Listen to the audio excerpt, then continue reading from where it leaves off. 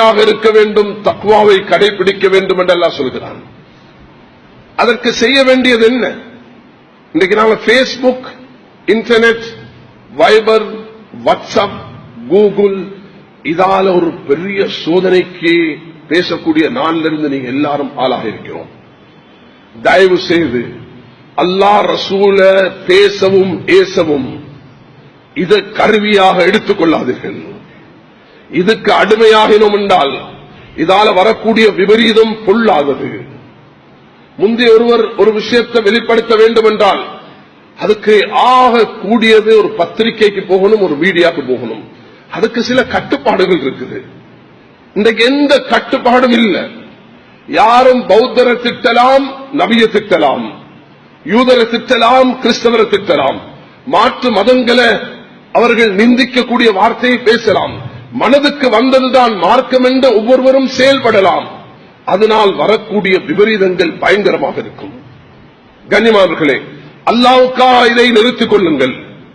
எதை நிறுத்த சொல்கிறேன் என்றால், அல்லாஹ் தஆலா குர்ஆன்ல சொல்கிறான், எவ்வளவு பொறுமையுள்ள ரப், எவ்வளவு கிருபையுள்ள ரப்.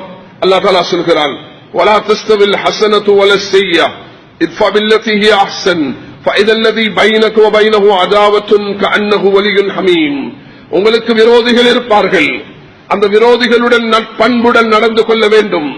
அவர்கள் தீயதை செய்யும் பொழுது நீங்கள் பதிலளிங்கள் நல்லதை கொண்டு அல்லாஹ் சொல்கிறான்.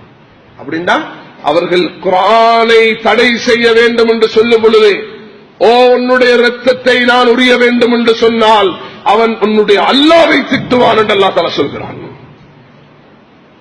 அல்லாஹ் தஆலா சொல்கிறான், ولا تسبوا الذين يدعون من دون الله فيسبوا الله عدوا بغير علم. சூரத்துல் அன்ஆம் 108வது இந்த திருவசனத்தை படிங்கள். அவர்களை நீங்கள் திட்ட போனால், அவர்களுடைய மதங்களை மார்க்கத்தை திட்ட போனால், அவர்கள் அழைக்கும் அல்லாஹ் அல்லாதவற்றை நீங்கள் திட்டாதீர்கள். அப்படி திட்டினால் அவர்கள் அறிவில்லாமல் வரம்பை மீறி அல்லாஹ்வை திட்டுவார்கள். வரம்பை மீறி அல்லாஹ்வை திட்டும் காரணிகளாக ஆகிவிட வேண்டாம். அழகான ஒரு வார்த்தையை சுப்ஹானல்லாஹ் ரசூல் ஸல்லல்லாஹு அலைஹி வஸல்லம் அவர்களுடைய ஹதீஸ் சஹீஹ் புகாரில பதிவாக இருக்கிறது. இந்த ஹதீஸை கொஞ்சம் கவனமாக கேளுங்கள். அப்துல்லாஹ் இப்னு அம்ர் இப்னு ஆஸ் ரலியல்லாஹு அன்ஹு அவர்கள் ரிவாயத் செய்கிறார்கள், இன்ன மின் அக்பரில் கபாயிர் அய்யல்அன الرجل والديه. பெரும் பாவங்களில், பாவமான காரியங்களில் பெரும் பாவம் ஒரு மனிதன் தன்னுடைய தாய் தந்தையரை திட்டுவது. அல்லாஹ் அக்பர். கீழ யா ரசூலல்லாஹ், நபியே, தாயை தந்தையை யாரும் திட்டுவார்களா? அவன் ஒரு மூளைக்கெட்டு போன மனிதனாக இருப்பானே தவிர ஒரு புத்தியுள்ள மனிதனாக இருக்க மாட்டான். அப்படி யாரும் அந்த தாய் பாசம் இல்லாமல் இருப்பான் என்றால் அது அவன் ஏதோ ஒரு குறைபாடு இருக்கிறது. அந்த குறைபாடு சரி செய்யப்பட வேண்டும்.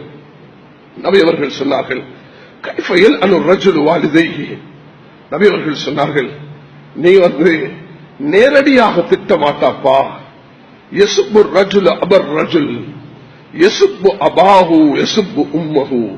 இவன் வேறொருவனுடைய தகப்பனை, தாயை திட்டுவான், அவனுடைய தாயையும் தந்தையும் திட்டுவான் சொன்னார்கள். நீ இன்னொருவருடைய தாயை இழுத்து பேசினால் அவனுடைய தாயையும் தந்தையும் குடும்பத்தையும் திட்டுவான். நீ உன்னுடைய பிற தெய்வங்களை நீ திட்ட போனால் அவர்களுடைய அல்லாஹ்வை, உங்களுடைய ரப்பை அவன் திட்ட ஆரம்பிப்பான் என்பதாக சூரத்துல் அன்ஆம் இந்த சஹீஹ் புகாரியுடைய இந்த ஹதீஸ் 5973வது இந்த ஹதீஸ் இலக்கத்தை படியுங்கள். மேலான சகோதரர்களே, எங்களுடைய மார்க்கம் மிக நூதனமான மார்க்கம்.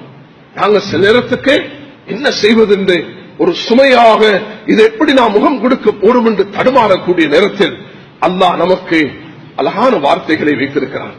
மனித